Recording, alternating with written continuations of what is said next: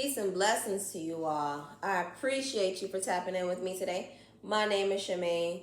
Hang out with me really quick because I want to talk to you guys about something. Because I had did a video talking about this strange feeling that has come over me lately, and I'm realizing that I am entering into a season of isolation. Um, Lately, like, I've really been feeling like I just want to cut everybody off. Like, I really want to leave my whole past behind.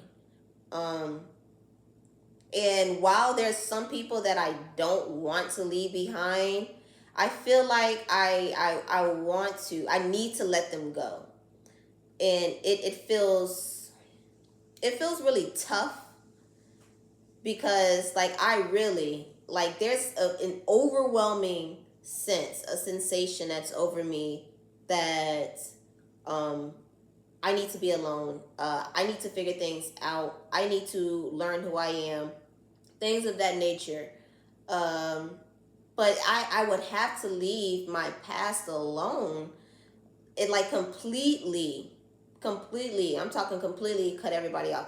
No, I've done it before where, like, I had like little mini, I guess, like mini awakenings, where I had fallouts with people and I would separate myself from them after just realizing, like, I remember the first time, like during my first awakening, that's when, like, I started like getting rid of my friends, really. Um and I had realized that somebody that I thought was like really close to me, really, I low key knew that she wasn't, and I knew that I was still holding on to that friendship with her, just because I felt like I needed to, because I've known her since middle school. But in reality, it was like this girl has done so many things to me that has made me feel vulnerable, and in a mix of emotions, because she was doing the most egregious things towards me, and it's like, I've never hurt her, so why does she keep doing things to, like, try to hurt me? I never understood that, and it was just like, since I wasn't getting upset at these things, the disrespect that she kept doing, she continued to do it, to the point where she's taking it up a notch to preying on guys that, like, if I say, oh, he's cute, she would make it her mission to go and fuck him, and she would do it. There were situations where, like, she would succeed, but then there were other situations where it was like, nah, you can't get to me. And the one time where I thought, well, I was confident, I was so green, because this is when I was still in high school. I was super green, and my boyfriend at the time had told me that, because she had threw it in my face. It was some argument. That was another thing she used to do. She used to always, like, put me in situations where we would need to argue or to fight. I don't know why she wanted to physically fight me, but she would get me into situations like that.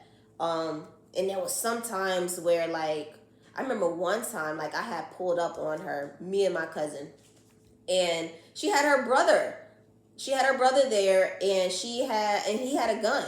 So it was her and her brother, and it was me and my cousin. We're two women, and she's there with a dude with a gun.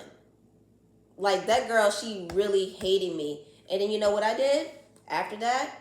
That situation smooth over. I went back to being her friend, and I think I completely lost my talking point. But yeah, my high school boyfriend. So I just completely knew, like, yeah, ain't no way he's I'm she said that she fucked him. No, that didn't happen at all, because he wouldn't touch her. Like, that's not even his type. Come to find out, several years, like a decade later, I found out that they in real life really did happen. That's when I'm like, dang, that girl really did hate me. For what reason, I don't know. But her life is in complete shambles right now. I really don't keep up with her too much, because I don't need to. And the last time I did see her was last year, and she did not look good. She did not look good at all. And she's still doing the same things that she's been doing since she was in middle school and she lost her virginity. But, I digress. I wish her well. But that's somebody from my past. Like, that person, when I had my awakening and I woke up, I'm like, it was a bunch of emotions, but it was hurt. It was the emotion of hurt and feeling betrayed. And I had to cut her off after that. Like, and it upset her because she started blowing my phone up. She started calling my phone. And she had got to a situation, like, she tried to drag me into it, and she was like cussing somebody out. And I'm like, I don't want this in my life anymore. And I had looked at my kid's father, and I had told him, I said, I don't think I'm talking to her anymore. And he was like, good. And that's a good thing. You should have been stopped talking to her. I've been told you that, but you had to find out on your own. So, I cut that friendship off, and she went ballistic after that, because she's somebody, she doesn't take rejection well. I've seen her try to fight guys for rejecting her. And then I look at other things in my life. Like, I want to get my mom down here in Florida. And I keep trying to convince her to come down. And I'm trying to be understanding at the same time, because that is a huge, huge move for somebody who is, well, I can't really call her a single mom now, because my brother, he's 19 years old. But she takes care of, my brother's two oldest kids are in her care. So to move her down here and get the kids to come down here also, I know that's going to be tough for her. But at the same time, like, she keeps saying that she's not getting on a plane. She keeps saying all these fear things. She'll just drive down here. And I'm like, all right, well, fine, drive.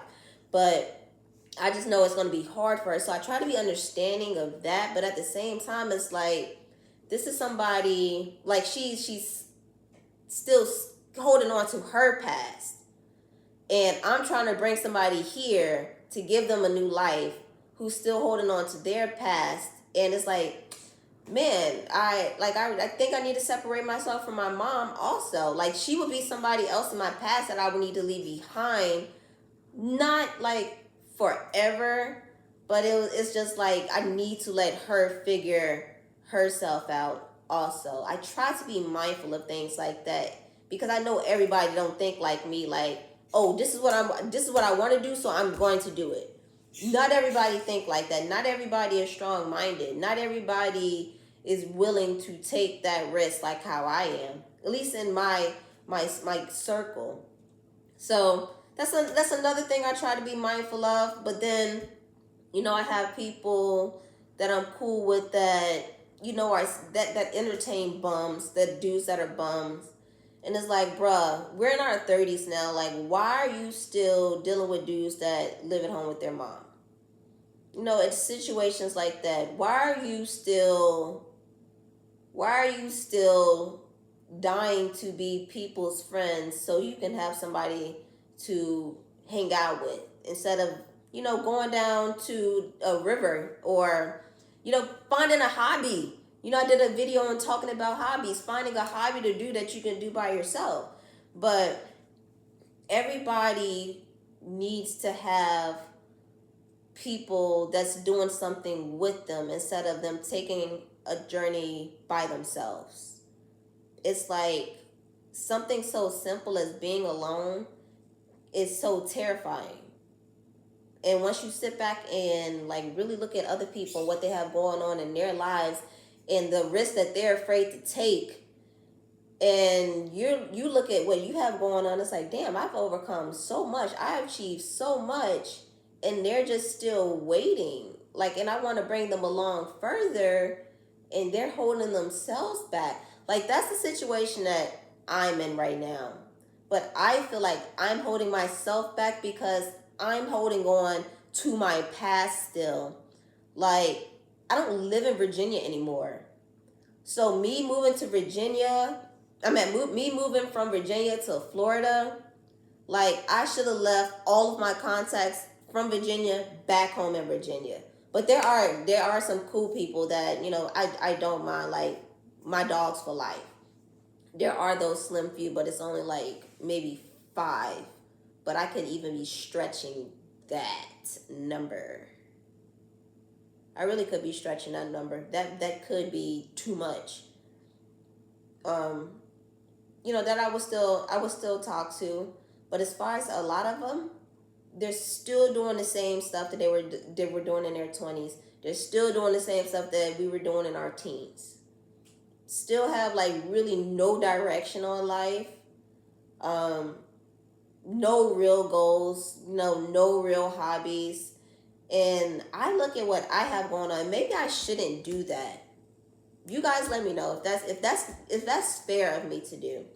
But I look at what I have going on and just things that I want to jump out there and find out on my own. And I'm just doing it because, I can do it.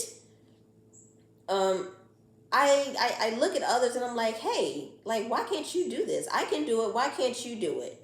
You can do it. You just don't want to do it.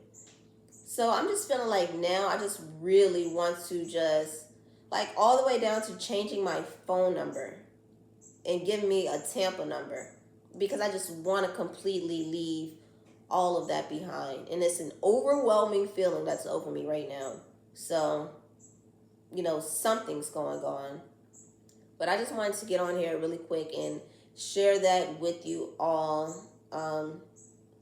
Maybe somebody else is going through a season of isolation, and it's not loneliness, it's isolation. There's nothing wrong with being by yourself. There's nothing wrong with cutting off the world to find out who you are, to find out your true potential, to find out what you're really good at. And I think it's time for me to do that. Now I'm 35 years old. I think it's time for me to really let go of the dead weight and what no longer is serving me. And I'm encouraging whoever is going through the same thing out there to do the same thing as well. Cut off the dead weight. Like, now is the time. And I'm not just saying that because I'm going through it, but I need to jump out there and figure out a way that I need to just start pulling back myself, because this is hard. It's super hard, super, super hard, because essentially, like, I'm really not going to be talking to anybody. I'll be talking to you guys, whoever, like, taps in. But other than that, like, I'm really not going to have no friends. The only friend I'm going to have is me, myself, and I, and, my kids whenever they want to hang out with me. And this is a shirt on my head because I wash my hair, and I use a t-shirt to soak up the water first before I go in and, moisturize my hair and dry it. So I have a t-shirt on my head, and then I wrap it up later. But yeah, let me know you guys' thoughts. I will catch up with you later.